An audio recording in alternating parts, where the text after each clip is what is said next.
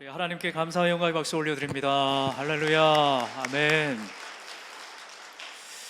자, 오늘 이 찬양의 그 끝에 가사, 내 삶의 주인은 그리스도, 여러분 모두의 고백이 되시기를 주님의 이름으로 축원합니다. 지난 한 주간 여러분 어떻게 잘 지내셨나요? 자, 오늘 오전에 이렇게 물어보니까 얼굴이 다들 경직돼 가지고 얼굴이 좀 피고 좀 인사 좀 하자 이렇게 이제 말씀을 드렸는데, 우리 한번 옆 사람에게 이렇게 인사를 좀 했으면 좋겠습니다. 자, 내 삶의 주인은 그리스도 되십니다. 한번 인사해 주시죠. 정말이시죠? 우리 예배의 주인은 오직 예수 그리스도, 우리의 영원하신 아버지, 하나님 아버지를 우리는 예배하는 자들로 오늘 우리를 불러주신 줄로 믿습니다. 자, 지난주에 우리가 어떤 일을 겪었든지 이제부터 다시 시작하는 거예요. 오늘도 말씀을 듣고 내 마음에 찔림이 있고 또 부딪힘이 있고, 그러나 그걸 그대로 두지 말고 내 말씀의 삶의 변화로 나아가야 되겠구나. 하나님의 말씀이 나를 움직이시는구나. 나는 이제 주저앉아 있을 수 없어. 하나님이 나를 불러주셨어. 나는 이제 완전히 거듭난 생명이야. 하나님의 말씀으로 나는 변화될 거야. 여러분, 이런 분명한 믿음과 확신을 가지시기를 주님의 이름으로 축원합니다. 그럴 때 삶의 변화가 일어나게 되어 있어요. 형식적인 신앙으로 그칠 것이 아니고, 무늬만 그리스도인으로 살아가는 인생이 아니고, 내 본질을 완전히 뒤바꿔 버릴 생명의 주인 되신 예수 그리스도만을 고백하고 그분을 내 삶의 인격으로 모이시고, 내가 변화되어야 되겠다, 내가 정말 믿는 자로서 살아야 되겠다, 이런 영적인 변화가 일어나기를 주님의 이름으로 축원합니다. 그래서 삶의 변화가 일어나셔야 돼요. 자, 우리 한번 같이 스스로에게 한번 말씀을 하세요. 성령님, 내게 말씀하여 주옵소서. 아멘.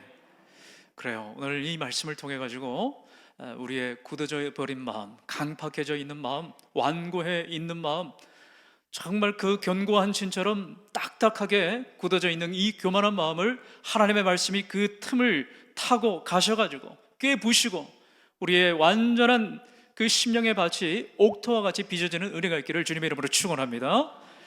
자, 오늘 우리가 함께 읽은 이 마태복음 24장은 예수님께서 이제 십자가 고난을 당하시기 전에 제자들에게 당부하신 마지막 긴 강화 설교라고 할 수가 있습니다. 감람산 설교라고 우리가 잘 알고 있을 거예요. 자, 주님은 이제 며칠 뒤면은 저 골고다 십자가 그 길을 올라가셔야 돼요. 자, 오늘 우리에게 들려주시는 이 말씀을 보면은, 자, 마지막 때를 살아가는 성도들의 자세가 어떠해야 되는지를 우리에게 알려주고 있어요. 그리고 믿음의 본질이 뭐냐, 도대체 우리가 갖고 있는 이 믿음이 뭐냐, 오늘 다시 이 말씀을 통해서 우리가 확인받는 시간이라고 할 수가 있습니다. 자, 제자들이 당시 헤롯이 지은 성전을 보면서 감탄을 했습니다. 예수님, 저 성전을 한번 보세요. 얼마나 대단합니까? 저 크고 웅장한 성전을 보니까 우리가 압도당하지 않습니까?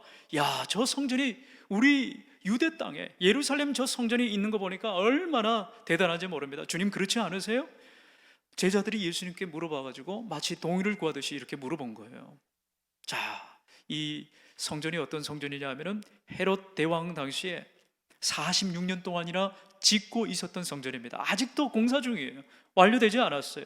황금빛으로 물드는, 그래서 황금 성전이라 하고, 그 당시 고대 사회에서 세계 여러 가지 큰 건물들이 있었지만은 저 예루살렘 성전도 그에 못지않게 엄청나게 고대 당시에 웅장한 건물 중에 하나였습니다.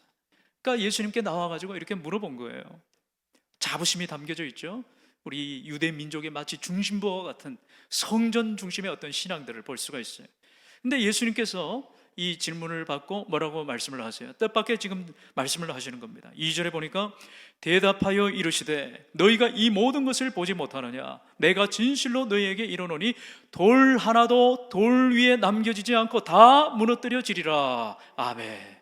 주님 그렇게 말씀을 하시는 거예요. 정말 전혀 뜻밖의 대답을 해주셨죠. 야, 그래, 맞다. 저 성전을 봐라. 저기는 얼마나 위대하고 크냐. 어떻게 저런 역사를 사람들이 이룰 수가 있느냐. 그래, 너희들이 말이 맞구나. 주님이 동의해 주신 게 아니고 뭐라고 말씀을 하셨어요? 저 싹 다 없어질 거다. 저 다 무너질 될 거다. 더 폐허가 되어버리고 말 거다. 그렇게 말씀을 하신 거예요. 사랑하는 여러분, 사람 눈에 보일 때는 대단해 보일 수 있어요. 마치 영혼에 보일 것만 같은 그런 것들이 우리 눈앞에 있는 것 같습니다. 내가 움켜쥐고 있는 것, 내가 손에서 놓치면 안 될 것 같은 그런 것들 붙잡고 있는 사람들이 있어요. 그게 돈일 수 있습니다. 직업일 수 있어요. 명예일 수 있어요. 권력이 될 수도 있어요. 그런데 그 속에 하나님이 없으면 다 무너지게 되어 있습니다. 하나님이 그 중심에 서 계시지 않으면은 내가 손에 쥐는 것들도 어떨 때는 다 풀리게 되어 있어요. 헛된 것이라고 성경은 기록을 하고 있는 거예요. 그냥 하신 말씀이 아니에요. 하나님이 안 계시면은 여러분 아무 소용이 없다고 하는 것을 분명히 깨닫는 은혜가 있기를 주님의 이름으로 축원합니다. 하나님이 없으면 아무것도 안 돼요. 이 세상에 영원한 것이 어디 있겠어요. 그러나 하나님의 말씀은 영원한 줄로 믿습니다. 이게 바로 믿음이에요. 겉모양은 화려한데 하나님이 그 속에 중심이 없으면 무너진다고 하는 거죠. 여러분 그 당시 예루살렘 성전에 사는 바리새인들과 서기관들, 대제사장들, 그 무리들을 한번 보세요.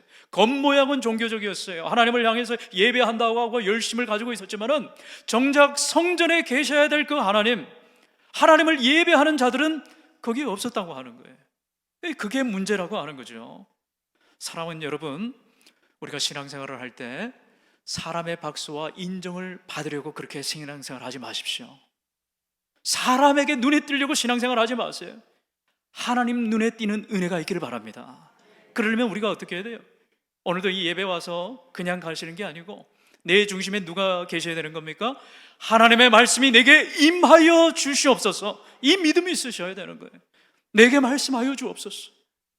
주님을 예배하는 자, 그 당시에 없었다고 하는 거예요. 성전 크기만 지금 자랑을 하고 있고 그 웅장한 성전에 압도되어 있는 그 제자들, 그러나 그 속에 이 바리새인과 서기관들을 보면은 그 중심에 주님을 떠난 그 마음들이 있었다고 하는 거죠. 사람은 겉모습을 볼지 모르지만은 하나님은 중심을 보신다고 하는 거예요. 자, 어떤 기자가 지하철에서 몰래 카메라를 찍은 영상이 화제가 된 적이 있습니다. 퓰리처 상이라고 보도상에서 노벨상이라고 불리는 그런 상을 탄 영상이 하나 화제가 됐어요. 아마 여러분들 중에 보신 분들도 있는지 모르겠습니다. 어떤 영상이냐면은, 자, 어느 길거리에서 한 사람이 지금 바이올린을 연주를 하고 있어요. 근데 사람들은 바쁜 나머지 그 바이올린의 그 연주를 듣고 그냥 지나가는 거예요. 사람들이 막 그냥 보고 눈으로 흘기고 아무도 그 자리에서 우두커니 앉아서 뭐 음악을 듣거나 그런 사람은 아무도 없습니다. 그냥 평범한 거리의 연주자라고 생각한 거죠. 자, 그런데 알고 보니까 이 사람은 누구냐 하면은 세계적으로 유명한 바이올리니스트였어요. 그가 들고 있던 악기도 그 값이 얼마나 되냐면은 45억이나 되는 명품 악기를 들고 연주를 했다고 하는 겁니다. 불과 이틀 전에 뉴욕에서 그 사람의 공연을 보려고 티켓 값이 100만 원에 가까이 되는 그 모든 그 자리가 좌석이 매진이 될 정도로 그 사람은 굉장히 유명한 사람이었어요. 자, 그런데 그날 같은 거리에서 같은 연주를 하고 같은 실력을 가지고 그렇게 연주를 했지만은 전혀 사람들이 알아보지를 못했다고 하는 거죠. 그러니까 그 사람은 어떻게 된 거예요? 전혀 그 가치가 드러나지 않았다고 하는 겁니다. 여러분 무슨 말을 해주는 겁니까? 사람은 겉으로 보이는 환경이나 분위기를 따질 수가 있어요. 그런데 전혀 그 본질은 다를 수가 있다고 하는 겁니다. 이게 오늘 우리 신앙에도 똑같이 대입이 된다고 하는 거예요. 여러분 우리는 자꾸 겉을 봅니다. 교회를 볼 때도 우리가 얼마만큼 갖춰져 있느냐, 좋은 시설에 있느냐, 뭔가 좋은 것을 우리가 항상 추구하려고 그래요. 그러니까 본질을 잊어버리고 자꾸 겉모습이나 분위기나 형식을 가져올 때가 많이 있다고 하는 거예요. 그러나 주님은 지금도 중심을 보시는 하나님이신 줄로 믿습니다. 우리의 중심을 보시는 거예요. 우리가 어떤 태도로 예배를 드리느냐, 우리가 어떤 마음으로 하나님의 말씀을 받느냐, 여기 우리 인생의 좌우가 판가름이 된다고 하는 거예요. 인생의 향로, 방향이 여기서 결정이 된다고 하는 거예요. 예배당 안에 있다고 하는 것보다 더 중요한 사실은 내 마음에 정말 주님을 예배하고 있는가, 내가 정말 주님을 찾고 있는가. 오래 믿었다고 하는 것보다 더 중요한 사실은 뭡니까? 지금도 내가 그 말씀을 여전히 회개하고 믿음에 반응하면서 내가 그 말씀을 받아들이고 있는가. 여기에 우리의 신앙이 좌우된다고 하는 거죠. 여러분 무서운 게 뭔지 아세요? 익숙함이라고 하는 거예요. 신앙생활을 하다가 그저 기분에 따라서, 환경에 따라서 어떨 땐 곁으로 형식적으로 우리가 신앙생활을 할 수가 있습니다. 늘 드리던 그 장소, 예배, 앉던 자리, 기도, 그러니까 우리가 말씀을 들을 때 어떨 땐 무감각해질 수가 있다고 하는 거죠. 그래서 가장 신앙에 있어서 위기는 뭐냐? 기업도 마찬가지죠. 매너리즘이라고 하잖아요. 익숙해지니까. 여러분, 영적인 감각이 무뎌지지 않도록 날마다 그 예리한 하나님의 말씀 앞에 우리 자신을 쳐서 복종하고 그 말씀이 어떠한가 날마다 상고하는 저와 여러분의 인생이 되기를 주님의 이름으로 축원합니다. 하나님이 그것을 원하시는 거예요. 여러분, 초대교회에 성령의 충만함을 받고 베드로가 박차고 뛰어나가지고 설교를 전했어요. 그때 설교를 듣던 예루살렘에 있던 그 많은 무리들이 어떻게 반응을 했다고 나와 있습니까? 사도행전 2장 37절에 보니까 이렇게 되어 있어요. 그들이 이 말을 듣고 마음에 찔려 베드로와 다른 사도들에게 물어 이르되 형제들아 우리가 어찌할꼬, 그렇게 반항을 했어요. 살아있는 신앙이라고 하는 것은 하나님의 말씀이 그 심령에 때리기만 하면은 찔림을 받기도 하고 자극을 받기도 하고 때로는 내 마음이 어떨 때는 쓰리고 아프기도 하는 거예요. 하나님의 말씀이 내 마음을 격동하게 하는 거예요. 왜? 변해야 된다고 하는 그 절박한 마음이 하나님의 말씀을 통해 가지고 성령께서 우리 가운데 임하시기 때문에 그렇습니다. 여러분, 죽은 신앙은 그런데 아무런 반응이 없어요. 말씀을 들어도 그냥 그래요. 한 주간의 삶도 그냥 그렇게 보내려고 그렇게 이미 마음을 작정을 하고 있는 거예요. 그러므로 우리에게 오늘 필요한 것은, 여러분, 오늘 우리 주님께서 말씀하시는 이 종말에 대한 호기심이 아니라 오늘도 나를 살리시고 깨우시는 그 하나님의 말씀을 우리가 온전히 받아서 변화되는 인생 되기를 주님의 이름으로 축원합니다. 그 말씀으로 우리가 말씀을 받으셔야 되는 거예요. 여러분, 제자들이 예수님께 나와서 물었습니다. 예수님께서 이제 멸망의 때에서 이제 말씀을 하시니까 3절에 보니까 예수께서 감람산 위에 앉으셨을 때에 제자들이 조용히 와서 이르되 우리에게 이르소서 어느 때 이런 일이 있겠사오며 또 주의 임하심과 세상 끝에는 무슨 징조가 있사오리까? 이제 그렇게 질문을 예수님께 한 거예요. 그러니까 예수님께서 뭐라고 대답을 하셨습니까? 자, 4절 말씀을 우리 같이 함께 읽도록 하겠습니다. 시작. 예수께서 대답하여 이르시되 너희가 사람의 미혹을 받지 않도록 주의하라. 아멘. 누구의 미혹을 받지 않도록 주의하라? 사람의 미혹을 받지 않도록 주의하라. 그렇게 이야기를 하셨어요.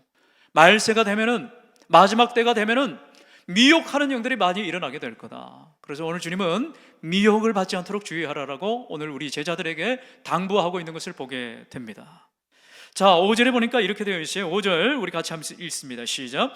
많은 사람이 내 이름으로 와서 이르되 나는 그리스도라 하여 많은 사람을 미혹하리라. 아멘. 자, 마지막 때를 한번 보세요. 오늘도 성경에서 오늘 주님 말씀하시는 그런 때를 우리가 살아가는 것 같습니다. 곳곳에서 우리를 불안하게 하고 혼란을 일으키게 하는 그런 요소들이 얼마나 많이 있어요. 자, 이런 우리를 흔드는 그런 틈을 타가지고 뭐가 들어오는 겁니까? 거짓이 진실처럼 보이게 만드는 것들이 있어요. 마치 속임수가 진리처럼 포장된 채로 우리 가운데 들어오는 그런 요소들이 넘쳐나는 그런 시대에 살고 있다고 하는 겁니다. 거짓된 정보들이 인터넷, 유튜브를 통해 가지고 얼마나 많이 쏟아져 나오고 있어요.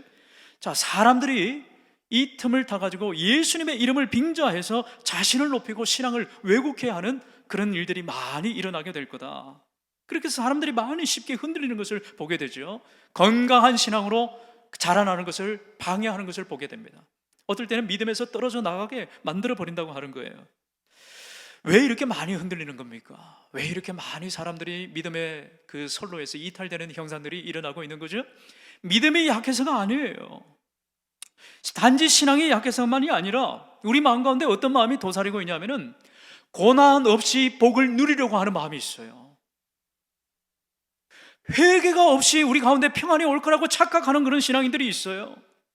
순종 없이 형통함을 누리려고만 하는, 그렇게 갈구하는 사람들이 있다니까요. 사랑하는 여러분, 신앙생활을 우리가 그렇게 해서는 안 됩니다. 하나님의 말씀은 엄중한 거예요. 하나님의 말씀은 우리 심령 가운데 정직하라고 이야기를 하고 하나님의 말씀 앞에 순종하라고 이야기를 하지, 그저 복 받기를 위해서 그렇게 교회 다니라 그렇게 이야기하지 않아요. 여러분, 미혹은 이 극단적인 모습보다 일상적인 형태로 자주 찾아온다고 하는 거예요. 우리가 느끼는 기분이나 감정이 신앙보다 앞서게 되고 뭔가를 자꾸 체험하려고만 하는 그런 신앙, 이 체험이 진리의 말씀보다 더 중요해지고 말씀보다 누구를 더 의지하게 만드는 거예요. 사람을 더 의지하게 만드는 게 오늘 말세에 일어나는 현상이라고 하는 거죠. 그래서 마지막 때에 믿음을 지킨다고 하는 거는 교회를 오래 다니면 그 내가 믿음을 지키겠다 이게 아닙니다, 여러분. 사람의 말보다 주님의 말씀을 붙드시는 은혜가 있기를 바랍니다. 분위기보다 교회 환경이나 교회가 어떠하든지 간에 진리의 말씀이 선포되는 그 강단이야말로 하나님께서 기뻐하시고 하나님께서 세우시는 건강한 교회가 될 줄로 믿습니다. 사람을 두려워하는 게 아니고 누구를 두려워하라고 하는 거예요? 하나님을 두려워하셔야 되는 거예요. 하나님의 말씀을 경외하셔야 되는 거예요. 하나님 말씀 앞에 우리가 머리 숙이고 겸손하게 그 말씀을 받아들이고 한 주간 내가 이 말씀을 붙들고 씨름하면서 내가 한번 살아보겠다, 그 결심과 결단이 서는 강단, 그런 예배, 그 엄숙함을 하나님은 우리에게 또 요구하신다고 하는 거죠. 예수님은 말씀하십니다. 6절에 보니까 난리와 난리 소문을 듣겠으나 너희는 삼가 두려워하지 말라. 이런 일이 있어야 하되 아직 끝은 아니니라, 그렇게 말씀을 하세요. 세상이 얼마나 시끄럽습니까? 전쟁이 곳곳에서 일어나고 있어요. 우리가 알 수가 없었어요. 이런 전쟁이 일어날지 우리가 어떻게 예측을 할 수가 있겠습니까? 저 나라의 전쟁이 아직 그치지도 않았는데 또 다른 나라에서 전쟁이 지금 일어나고 있는 것을 보고 있지는 않습니까? 뿐만 아니라 곳곳에 여전히 기근과 자연재해, 지진이나 이런 피해들로 고통받고 있는 그런 지구촌의 많은 사람들을 보게 되는 거죠. 우리가 사는 시대가 예수님 살던 시대와 별반 다르지 않다고 하는 거예요. 세계 곳곳에 이 분쟁과 충돌이 끊이지를 않고 자연재해는 점점 더 커져가고 사람들의 마음은 뒤숭숭하고 좀 불안해하는 것 같습니다. 그런데 오늘 주님 말씀을 하세요.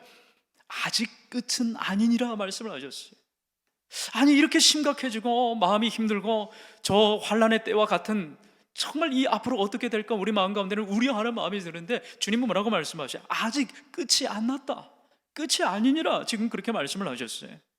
이 말씀은 두 가지를 내포를 하고 있습니다. 첫 번째는 뭐냐? 하나는 세상이 점점 더 흔들릴 것이라고 하는 경고의 메시지가 담겨져 있어요.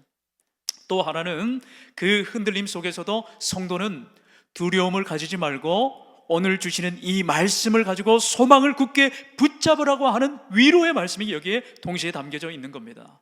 그래서 이 경고와 그 다음에 우리에게 위로의 소망의 메시지가 다 담겨져 있어요. 그래서 주님은 8절에 이렇게 이야기를 하시는 거죠. 자, 이 모든 것은 재난의 시작이니라. 아멘. 점점 더 시작이 되는데 이제 재난이 시작이 됐다라고 말씀을 하시는 거예요.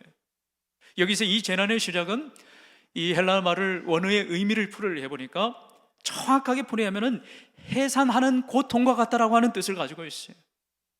여러분, 이 해산의 그 고통을 얼마나 극심합니까? 얼마나 아파요.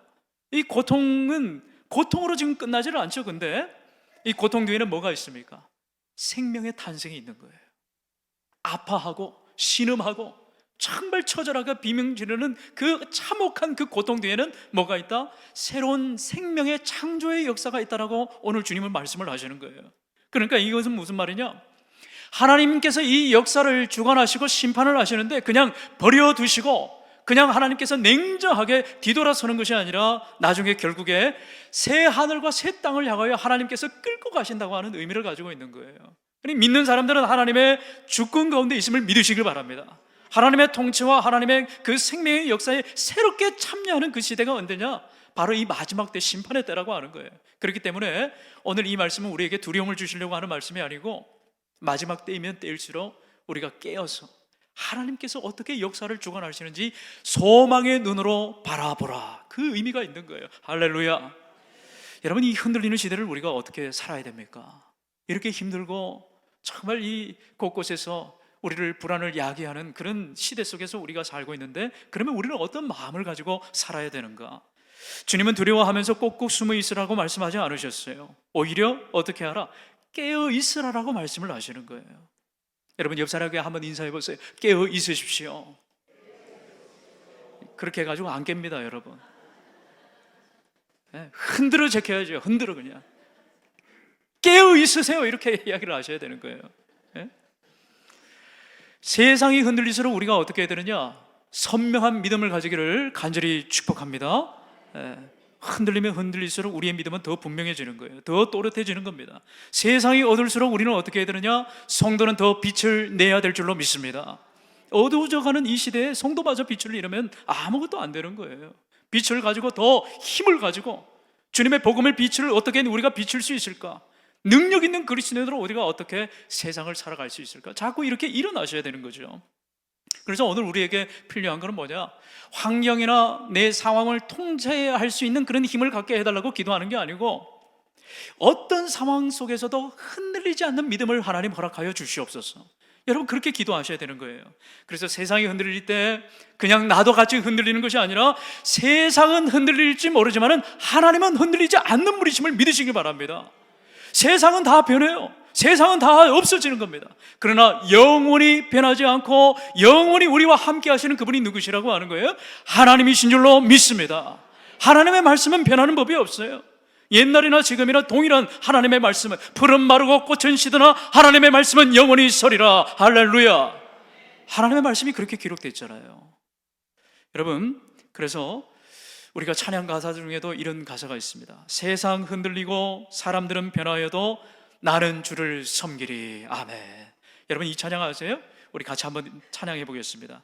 세상 흔들리고 사람들은 변하여도 나는 주를 섬기리. 주님의 사랑은 영원히 변하지 않네. 나는 주를 신뢰해. 오직 믿음으로, 오직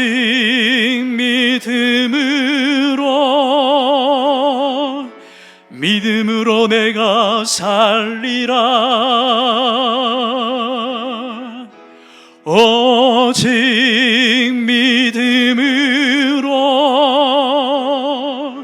믿음으로 내가 살리라. 할렐루야. 우리 목사님하고 짠 것도 아닌데 이렇게 딱 나오셔가지고 찬양까지 하니까 얼마나 감사가 되는지 모릅니다. 예? 세상이 흔들려도 우리의 믿음은 변하지 않으면 하나님께서 우리를 지키시고 저 세상 끝날까지 우리와 함께 하시는 그 성령 하나님, 그 손을 붙잡고 승리하는 인생이 될 줄로 믿습니다. 자, 예수님은 오늘 여기서 한 걸음 더 나아가셔서 제자들에게 경고를 하세요. 자, 우리 9절 말씀 다 함께 읽어보겠습니다. 시작. 그때 사람들이 너희를 환난에 넘겨주겠으며 너희를 죽이리니 너희가 내 이름 때문에 모든 민족에게 미움을 받으리라. 아멘. 자, 성도에게 마지막 때의 위기는 뭐냐? 단지 우리를 흔드는 외부의 불안이 문제가 아니고 주님의 이름 때문에 미움을 받는데 더 큰 어려움이 있다고 하는 거예요. 그런데 오늘 주님은 우리를 두렵게 만들려고 이 말씀을 하신 게 아니고 우리를 어떻게 하라? 미리 알게 하심으로 대비하게 하라. 경고의 말씀과 동시에 위로의 말씀이 있다고 그렇게 했죠. 자, 여러분, 이 길이 쉽지는 않습니다. 예수 믿는 것 때문에 핍박을 당하고 고난을 당한다는 거 여러분 얼마나 힘든 일이에요. 그런데 우리 기독교 역사를 한번 보세요. 수많은 사람들이 이 복음의 진리를 때문에 죽고 톱에 켜이고 사자굴에 던져지고 불에 태워지고, 얼마나 많은 사람들이 이 복음의 그 진리를 수호하기 위해서 목숨을 버리는 걸 아까워하지 않는 그런 우리 믿음의 선조들, 우리가 그것을 보게 되는 거예요. 우리 기독교 역사가 그냥 이 대한민국에 그냥 세워진 게 아닙니다. 얼마나 방방곡곡 전국에 주님의 피로, 그 순교의 피로 우리가 여기에 세워져 있는 거예요. 나는 할 수 없지만, 내 힘으로는 안 되지만은 주님께서 믿음 주실 때 가능한 줄로 믿습니다. 그렇기 때문에 이 말씀이 우리에게 너무나 중요하다고 하는 거예요. 오늘 우리도 같은 질문 앞에 설 수가 있어요. 손해를 봐도 내가 주님 편에 설 수 있는가?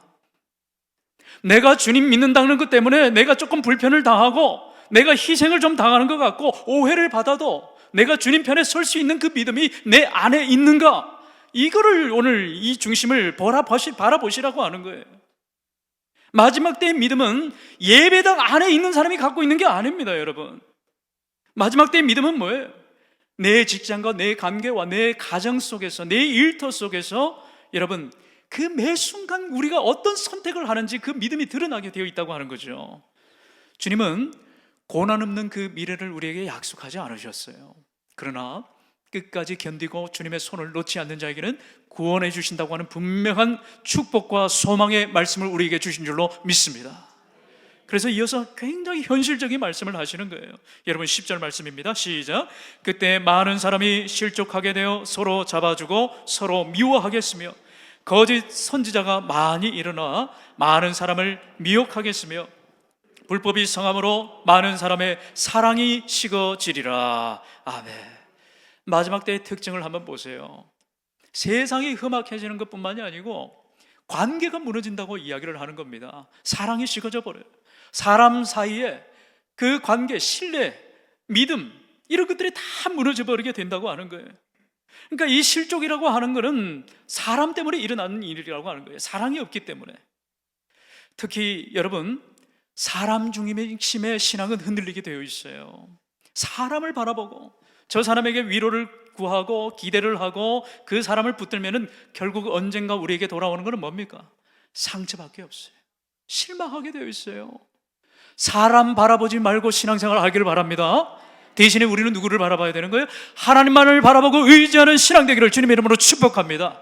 여러분, 이거 정말 중요한 거예요. 하나님을 바라보셔야지 사람을 바라보고 그렇게 하면 안 된다고 하는 거예요. 사람은 흔들려도 주님은 흔들리지 않으시고, 사람은 사랑이 식어질지 모르지만은 우리 주님은 여러분 한 사람은 한 사람을 향한 그 사랑은 날로 날로 새로워지고 뜨거워지는 줄로 믿습니다. 하나님의 사랑은 그런 거예요. 불법과 거짓과 이기심이 가득한 시대일수록 성도의 신앙은 분명해야 되는 겁니다. 더 분명하게 사랑을 더 붙드셔야 되는 거예요. 세상이 차가워질수록 우리는 어떻게 해야 될까요? 교회도 똑같이 차가워져야 될까요? 아니에요. 교회는 더 따뜻해져야 되는 거예요. 세상이 각박해지고 세상의 사람들의 감정이 무뎌지고 식어져 버릴 때 교회는 점점 더 오픈을 해야 돼요. 이리 오라, 다 오세요. 수고하고 무거운 짐자들아 다 내게로 오라, 내가 너희를 쉬게 하리라. 할렐루야. 이 주님의 마음이에요. 교회가 문을 닫는 게 아니고 점점 오픈을 하고 누구든지 와서 쉬고 누구든지 와서 기도하고 위로를 받고, 이 본동 지역에 수많은 영혼들이 우리 교회에 와가지고 잠시라도 들릴 수 있도록 계속해서 교회의 담정을 낮추는 교회가 돼야 될 줄로 믿습니다. 그런 교회가 하나님 기뻐하시는 교회예요. 비교하고 경쟁이 가득한 이 세상 속에서 우리는 어떤 사람들로 서 있어야 되느냐? 정직을 이야기를 하셔야 되는 거예요. 더 자족을 하고 사랑하고 섬김의 그 사랑의 이야기를 써내려가는 곳이 어딘 장소가 되어야 되는 겁니까? 바로 교회가 되어야 될 줄로 믿습니다. 교회 외에는 어디에서 답을 찾을 수가 있겠어요? 여러분, 고린도후서 3장 2절에서 3절 말씀입니다. 우리 다 같이 한번 읽어보겠습니다. 시작. 너희는 우리의 편지라 우리 마음에 썼고 무릇 사람이 알고 읽는 바라. 너희는 우리로 말미암아 나타난 그리스도의 편지니 이는 먹으로 쓴 것이 아니요 오직 살아계신 하나님의 영으로 쓴 것이며 또 돌판에 쓴 것이 아니요 오직 육의 마음판에 쓴 것이라. 아멘. 자, 여러분 한번 보세요. 오늘 이 고린도후서 사도 바울이 우리 성도들에게 뭐라고 이야기를 하는 겁니까? 당시 초대교회 성도들, 수많은 그 교회 핍박을 받고 고통당하고 있는 그리스도인들에게, 그럼에도 불구하고 우리는 뭐다? 그리스도의 편지라고 이야기를 하고 있어요. 사랑이 식어지는 시대에 성도가 따뜻한 마음을 가지고 사람들 앞에 섰을 때 그게 바로 그리스도의 편지가 되는 거예요. 지친 사람들에게 위로의 편지를 우리가 써 내려가야 되는 겁니다. 상처 입은 사람들에게는 그들에게 힘이 되어줄 수 있는 우리가 예수 그리스도의 편지로 그들에게 다가가야 된다고 하는 거죠. 외로운 사람들에게는 손 내미는 편지가 되어야 되고, 여러분 거창한 게 아닙니다. 뭔가를 우리가 자꾸 대단하게 뭔가를 하려고 하는데 거기서 문제가 있는 거죠. 내가 건네는 말 한마디가 예수님의 사랑의 메시지가 되어야 될 줄로 믿습니다. 내가 연약하고 어려운 지체들을 돕는 그 사랑의 손길 하나, 기도 한마디, 조금 더 기다려주고 조금 손해볼 줄 알고 조금 희생하고, 여러분 손해보는 걸 두려워하지 마시고 정말 어떻게든 내가 악착같이 그 사람 내 손해본 거 갚아줄 거라 그 마음을 버리시길 바랍니다. 예수님이 주시는 마음 아니에요. 그 마음은 항상 우리는 어떤 마음이 조금 내가 욕 얻어먹고 내 자존심이 상하고 때로는 내가 좀 손해보는 것 같고 좀 뒤처져 보이는 것 같아 보이더라도 하나님이 나를 인정하시고 하나님이 나와 함께 하신다면 그 모든 마음들을 억누를 수 있는 힘이 우리 가운데 있다고 하는 거예요. 여러분, 마지막 때에 필요한 것은 내 주장이 중요한 게 아닙니다. 내가 배운 지식이 중요한 게 아니고 더 분명한 주님의 사랑이 되어야 될 줄로 믿습니다. 그래서 사랑이 식어지면 식어질수록 우리는 사랑이 더욱더 커져가는 것, 이게 바로 복음의 증거의 역사로 나타난다고 하는 거죠. 자, 주님은 여기서 끝나지 않으시고 아주 귀한 약속을 우리에게 주고 계시는 거예요. 우리 믿음으로 우리 13절 말씀 함께 읽습니다. 시작.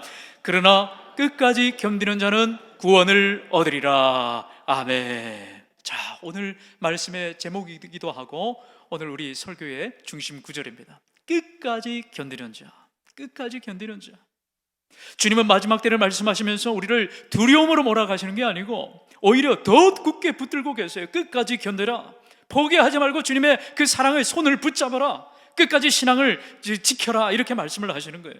단순히 이를 악물고 버티라고 말씀하는 게 아니고 어떤 상황 속에서도 주님을 떠나지 말고 있어. 그렇게 말씀을 하시는 것이죠. 여러분, 끝까지 견딘다고 하는 것은 그런 사람들은 어떤 사람들이냐면은 흔들리지 않는 사람을 보고 이야기하는 게 아니에요. 신앙생활 하다가 보면 우리가 얼마나 자주 흔들립니까? 얼마나 자주 낙마하고 주저앉고 때로는 내 인생, 내 신앙은 실패한 것 같아 보이는 그런 지점을 우리가 많이 겪을 때가 있어요. 어떨 때는 내 믿음이 식어져 버린 것 같아 보여요. 그런데 오늘 주님께서 말씀하시는 끝까지 견디는 사람은 흔들리는 사람을 이야기하는 게 아니고 흔들리더라도 주님 손에 붙들리고 주님께 찾아오는 그 사람이야말로 끝까지 견디는 신앙인 줄로 믿습니다. 누구나 실패할 수 있어요. 상처가 있을 수 있습니다. 그러나 그 상처를 사랑하는 것으로 포기하지 않고 이해되지 않아도 예배의 자리를 끝까지 지키는 그 사람, 하나님께서 기뻐하시는 믿음인 줄로 믿습니다. 우리 갈라디아서 6장 9절의 말씀 함께 읽습니다. 시작.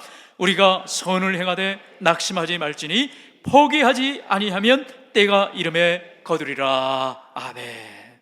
포기하지 말라고 이야기하셨어요. 여러분, 특별히 우리 자녀들을 위해서 기도하시길 바랍니다.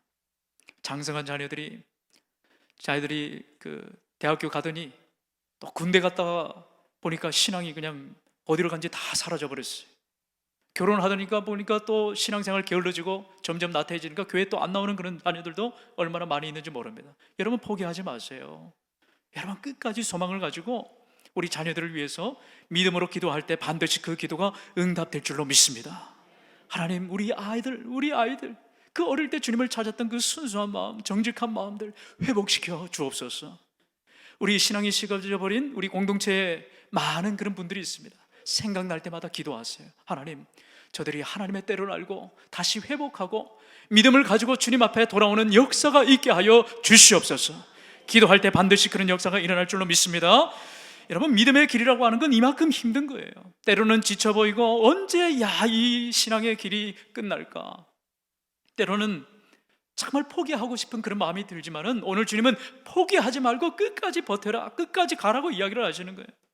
여러분, 신앙은 그래서 빨리 가는 데 목적이 있는 게 아닙니다. 천천히 가더라도 오늘 주님 말씀처럼 끝까지 가는 데 있는 거예요. 그래서 이 신앙은 단거리 경주가 아니라 장거리 경주라고 우리가 표현을 하지 않습니까? 여러분, 어떤 그 영상이 하나 있는데 아마 많은 분들이 이 영상을 또 보신 분들도 계실 것 같아요. 자, 이 장애 아들을 둔 그 아빠가 철인 3종 경기를 하는 그런 장면, 영상이 있습니다. 아버지 딕 호이트라고 하는 분하고 아들이 딕 호이트, 아버지가 릭 호이트라고 하는 사람이에요. 자, 말을 또 잘못했네요. 아들이 릭 호이트. 저도 헷갈립니다 지금. 자, 아들 릭 호이트가 태어날 때부터 이 뇌성 중증 장애인으로 태어났어요. 뇌성 소아마비를 앓고 있는 장애인으로 태어났는데, 태어날 때 의사들이 이 아버지 딕 호이트를 보고 만류를 했어요. 야, 태어나면 당신 고생합니다. 당신 이 아이 정말 어떻게 키우려고 그럽니까? 포기하세요. 이 아이는 도저히 가망이 없습니다. 아마 크더라도 엄청난 불편을 갖고 아마 여러분들 사는데 정말 큰 어려움을 겪게 될 겁니다. 막 의사가 아버지를 보고 부모님을 보고 만류를 했어요. 그런데 이 아버지 딕 호이트가 포기하지 않았어요. 그 가족 부모님이 그래도 하나님이 주신 선물이니까 내가 잘 키우겠습니다. 그렇게 하면서 이 아이를 태어나게 하고 이 아이를 포기하지 않고 사랑으로 끝까지 함께 돌보면서 대학까지 졸업을 시켰어요. 정상적으로 학교 다니게 하고. 자, 그런데 아들 이 릭 호이트가 고등학교 때 컴퓨터를 통해 가지고, 그때 좀 최신 어떤 기술이 있었던 것 같아요. 컴퓨터를 통해 가지고 음성으로 전화를 해 가지고 말을 하게 되었어요. 처음으로 말을 하는 그 기술을 고등학교 때 배웠는데, 그때 그 자판을 통해 가지고 그 모니터의 스크린에 나왔던 그 음성이 뭐냐면은 런, 아빠 뛰고 싶어요. 중증 장애였던 이 아들 리 코이트가 아빠한테 처음으로 컴퓨터를 통해서 들려줬던 음성이 뭐냐면은 런, 아빠 뛰고 싶어요. 그 말이었어요. 그때부터 아빠의 인생이 완전히 변하게 되었습니다. 아빠 그 나이가 40세였어요. 저하고 아마 비슷한 그런 나이였던 것 같습니다. 그때부터 이 아들을 데리고 휠체어에 태워가지고 동네를 달리기 시작을 하는 거예요. 아빠 뛰고 싶어요. 그 한마디에 야, 아들의 소원이 바로 이거였구나. 손잡이를 잡고 동네를 뛰어다닙니다. 사람들이 보면서 박수를 치고, 나중에 이 아빠가 어디까지 도전을 했냐면은 마라톤에 나가기 시작을 한 거예요. 아들을 휠체어에 앉아가지고 그렇게 마라톤에 뛰기 시작을 합니다. 마라톤으로 성에 앉혀가지고 철인 3종 경기에 가기 시작을 한 거예요. 바다를 수영해야 되는 그 철인 3종 경기에 이 아빠는 아들을 요트에 태워가지고 아빠가 수영을 합니다. 묶어가지고 그 아들 뒤에 태워가지고 가족 수영하는 거예요. 자전거를 또 먼 거리를 그렇게 가야 되는데 아들을 자전거 앞에 앉혀가지고 그렇게 자전거를 타고 또 가는 거예요. 달릴 때는 휠체어, 배를 타고 갈 때, 수영을 할 때는 배를 태워가지고 보트에 태워가지고 하고, 그래서 철인 3종까지 이르게 되었는데, 무려 이 사람들이 이 마라톤이나 철인 3종 경기에 참여한 횟수만 1000 몇십 회라고 하는 거예요. 별로 놀라지도 않나요? 여러분 5km 뛰어보셨어요? 제가 요즘에 5km에서 한 10km 정도 그렇게 아침에 뛰려고 그렇게 하고 있습니다. 얼마나 힘든지 모릅니다. 마라톤이 제가 일부 예배 때도 지금 좀 실수를 했던 것 같은데 43.195km인가요? 42점인가요? 42점. 여러분들이 저보다 훨씬 똑똑하시네요. 중요한 건 그게 아니에요. 1000 몇십 회나 도전을 했다고 하는 거예요. 이 아버지 디 코이트 얼마나 대단한 사람입니까? 세계적으로 가장 유명한 마라톤 대회가 있어요. 바로 이 보스턴 마라톤입니다. 이 보스턴 마라톤 대회의 상징이 누구냐면은 이 아버지 디 코이트와 리 코이트, 이 부자가 함께 뛰어가는 그런 장면이에요. 이 영화로도 만들어지고 책으로도 쓰여진 그런 아주 유명한 그런 기사입니다. 그리고 아들이 이렇게 뛸 때 아버지한테 이렇게 말을 했어요. 아빠, 내가 달릴 때는 내가 불편한 줄 모르겠어요. 내가 장애인인 줄 모르겠어요. 그 아빠가 얼마나 감동이 되는지 몰라요. 사랑하는 성도 여러분, 우리가 영상을 보지 않는데도 이 장면이 연상이 되지 않습니까? 우리가 왜 감동을 받게 되는 거예요? 끝까지 포기하지 않는 이 아빠의 사랑이 있기 때문에 그런 거예요. 어떤 상황에서도 함께하고 끝까지 놓지 않는 이 아빠의 그 사랑, 여러분 이 사랑의 모습을 한번 상상해 보세요. 상상이 아니라 하나님께서 우리를 끝까지 포기하지 않으시는 하나님이신 줄로 믿습니다. 세상 끝날까지 내가 너와 함께 하리라 주님 말씀하셨어요. 하나님의 사랑이 우리 가운데 이렇게 투영이 되어 있고, 자기의 사랑하는 독생자 아들 예수 그리스도를 십자가에 내어주기까지 우리를 사랑하지 않으신다고 말씀을 하시는 거예요. 할렐루야. 여러분, 사람은 흔들리고 사람은 포기하고 사람은 그 손을 놓기고 십상이지만은 하나님은 여러분 한 사람 한 사람의 손을 끝까지 붙잡고 세상 끝날까지 우리와 동행하시는 신실하신 사랑 많으신 하나님이신 줄 믿으시길 바랍니다. 이 신앙이 회복이 되셔야 돼요. 이 신앙이 살아나셔야 되는 거예요. 이 신앙이 우리를 살릴 수 있을 줄로 믿습니다. 이번 한 주간 어떻게 사시겠어요? 하나님 그렇습니다. 하나님의 사랑이 저를 포기하지 않으시는군요. 저는 때로 시험에 들고 낙마하고 때로는 사람 볼 때마다 실족하기 나름이지만은 하나님이 나를 붙드시고 하나님의 손이 끝까지 나를 인도하시니 주여 저와 함께 가보겠습니다. 하나님께서 나를 사랑하심을 저는 믿습니다. 여러분, 우리가 이렇게 기도하는 은혜가 있기를 바랍니다. 주님, 저는 약해요. 그러나 주님은 강하십니다. 저는 흔들립니다. 그러나 주님은 흔들리지 않습니다. 저는 자주 넘어집니다. 그러나 주님은 나를 포기하지 않으십니다. 할렐루야. 이게 바로 믿음으로 끝까지 걸어가는 견디는 삶이라고 하는 거죠. 마지막으로 주님은 14절에 이렇게 말씀을 하고 계세요. 우리 14절의 말씀 같이 읽습니다. 시작. 이 천국 복음이 모든 민족에게 증언되기 위하여 온 세상에 전파되리니 그제야 끝이 오리라. 아멘. 아멘. 마지막 때에 성도가 해야 할 일은 뭐냐면은 두려움에 머무는 게 아니고 복음을 붙들고 전하는 삶을 살아야 된다고 오늘 말씀을 하시는 거예요. 끝을 준비하는 가장 신앙적이고 바른 자세는 뭐냐? 오늘 하루를 살아도 복음을 붙잡고 사는 삶인 줄로 믿습니다. 하나님의 복음, 하나님의 말씀을 붙들고 사는 삶, 예배를 소중히 여기고 기도하는 것을 미루지 말고, 그리고 사랑을 실천하는 그런 삶. 히브리서 10장 25절에 이렇게 이야기를 하고 계세요. 우리 한번 이 말씀도 읽습니다. 시작. 모이기를 피하는 어떤 사람들의 습관과 같이 하지 말고 오직 권하여 그날이 가까움을 볼수록 더욱 그리하자. 아멘. 사랑하는 여러분, 마지막 때일수록 더 우리가 모여야 될 줄로 믿습니다. 모일 때마다 우리가 계속해서 기도하는 것을 사모하셔야 되는 거예요. 그래서 모이기를 즐거워하고, 모일 때마다 성령의 임재를 우리가 누리고, 모일 때마다 우리와 함께 하시고 역사하시는 그 주님의 강한 그 임재를 체험하고, 오늘도 우리의 삶을 주관하시고 이끄시는 분이 하나님이라고 하는 그 분명한, 하나님이 내 인생의 주인 된다고 하는 사실을 계속해서 믿음으로 고백하며 나아가게 될 때, 세상은 흔들릴지 모르지만은 하나님께서 우리를 붙들어 주시기 때문에 우리의 믿음은 흔들리지 않을 줄로 믿습니다. 하나님이 흔들리지 않는 분이에요. 하나님은 우리를 끝까지 포기하지 않는 신실하신 하나님이기 때문에 그런 거죠. 사랑하는 여러분, 흔들리는 이 시대에 하나님을 붙드시는 은혜가 있기를 바랍니다. 여러분, 이번 한 주 어떻게 사시기를 원하세요? 오늘 이 말씀을 듣고 하나님 그 손에 붙들린 인생, 야, 맞아, 오늘도 하나님은 나를 붙잡고 계셔. 내가 그 주님의 손에 붙들린 인생이야. 나는 이제 새롭게 변화될 거야. 이 힘들고 어려운 시대에 내 힘으로 사는 것이 아니라 하나님의 손이 나의 전능하신 주님의 손 되게 하여 주시옵소서. 내 가정이 살아나고, 내 영혼이 살아나고, 내 심령이 살아나고, 믿음이 다시 굳건한 반석 가운데 세워지는 그런 은혜 있는 한 주가 되기를 주님의 이름으로 축원합니다.